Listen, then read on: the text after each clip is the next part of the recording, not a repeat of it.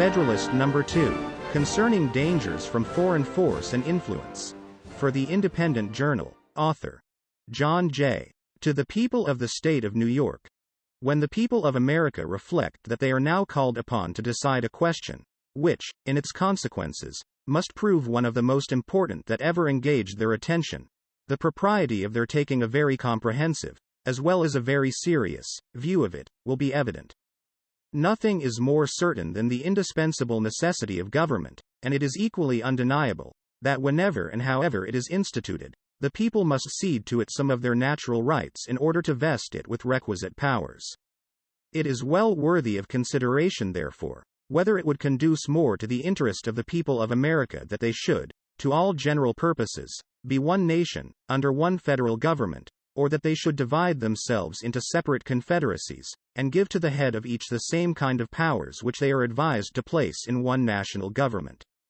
It has until lately been a received and uncontradicted opinion that the prosperity of the people of America depended on their continuing firmly united, and the wishes, prayers, and efforts of our best and wisest citizens have been constantly directed to that object. But politicians now appear, who insist that this opinion is erroneous, and that instead of looking for safety and happiness in union, we ought to seek it in a division of the states into distinct confederacies or sovereignties. However extraordinary this new doctrine may appear, it nevertheless has its advocates, and certain characters who were much opposed to it formerly, are at present of the number.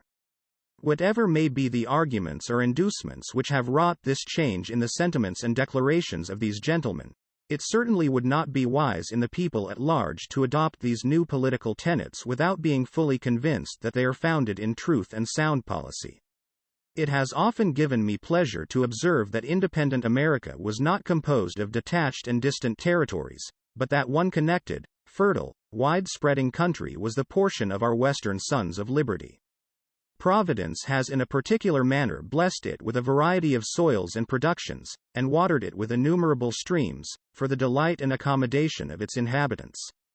A succession of navigable waters forms a kind of chain round its borders, as if to bind it together, while the most noble rivers in the world, running at convenient distances, present them with highways for the easy communication of friendly aids, and the mutual transportation and exchange of their various commodities. With equal pleasure I have as often taken notice that Providence has been pleased to give this one connected country to one united people.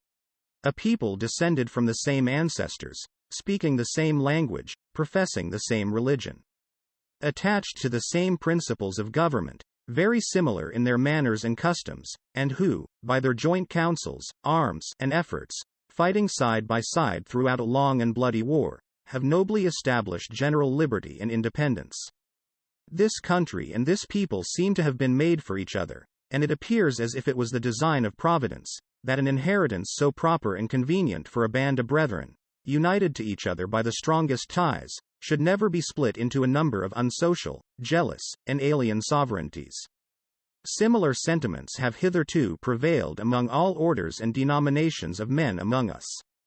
To all general purposes we have uniformly been one people, each individual citizen everywhere enjoying the same national rights, privileges, and protection. As a nation we have made peace and war. As a nation we have vanquished our common enemies. As a nation we have formed alliances, and made treaties, and entered into various compacts and conventions with foreign states. A strong sense of the value and blessings of union induced the people, at a very early period, to institute a federal government to preserve and perpetuate it. They formed it almost as soon as they had a political existence. Nay, at a time when their habitations were in flames, when many of their citizens were bleeding, and when the progress of hostility and desolation left little room for those calm and mature inquiries and reflections which must ever precede the formation of a wise and well-balanced government for a free people. It is not to be wondered at, that a government instituted in times so inauspicious, should on experiment be found greatly deficient and inadequate to the purpose it was intended to answer. This intelligent people perceived and regretted these defects. Still continuing no less attached to union than enamored of liberty, they observed the danger which immediately threatened the former and more remotely the latter. And being persuaded that ample security for both could only be found in a national government more wisely framed, they as with one voice, convened the late convention at Philadelphia, to take that important subject under consideration. This convention composed of men who possessed the confidence of the people, and many of whom had become highly distinguished by their patriotism, virtue and wisdom, in times which tried the minds and hearts of men, undertook the arduous task. In the mild season of peace, with minds unoccupied by other subjects, they passed many months in cool, uninterrupted, and daily consultation, and finally, without having been awed by power, or influenced by any passions except love for their country, they presented and recommended to the people the plan produced by their joint and very unanimous councils.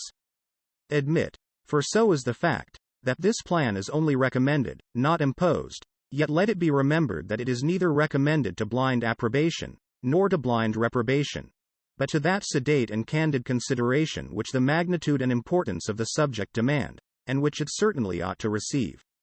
But this, as was remarked in the foregoing number of this paper, is more to be wished than expected, that it may be so considered and examined. Experience on a former occasion teaches us not to be too sanguine in such hopes. It is not yet forgotten that well-grounded apprehensions of imminent danger induced the people of America to form the memorable Congress of 1774. That body recommended certain measures to their constituents, and the event proved their wisdom. Yet it is fresh in our memories how soon the press began to teem with pamphlets and weekly papers against those very measures. Not only many of the officers of government, who obeyed the dictates of personal interest, but others, from a mistaken estimate of consequences, or the undue influence of former attachments, or whose ambition aimed at objects which did not correspond with the public good, were indefatigable in their efforts to persuade the people to reject the advice of that patriotic Congress. Many, indeed, were deceived and deluded, but the great majority of the people reasoned and decided judiciously, and happy they are in reflecting that they did so. They considered that the Congress was composed of many wise and experienced men. That, being convened from different parts of the country, they brought with them and communicated to each other a variety of useful information. That, in the course of the time they passed together in inquiring into and discussing the true interests of their country, they must have acquired very accurate knowledge on that head. That they were individually interested in the public liberty and prosperity, and therefore that it was not less their inclination than their duty to recommend only such measures as, after the most mature deliberation, they really thought prudent and advisable. These and similar considerations then induced the people to rely greatly on the judgment and integrity of the Congress, and they took their advice, notwithstanding the various arts and endeavors used to deter them from it. But if the people at large had reason to confide in the men of that Congress, few of whom had been fully tried or generally known, still greater reason have they now to respect the judgment and advice of the convention. For it is well known that some of the most distinguished members of that Congress, who have been since tried and justly approved for patriotism and abilities, and who have grown old in acquiring political information, were also members of this convention, and carried into it their accumulated knowledge and experience.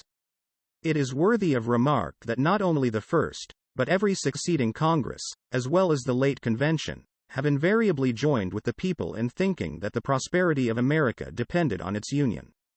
To preserve and perpetuate it was the great object of the people in forming that convention, and it is also the great object of the plan which the convention has advised them to adopt.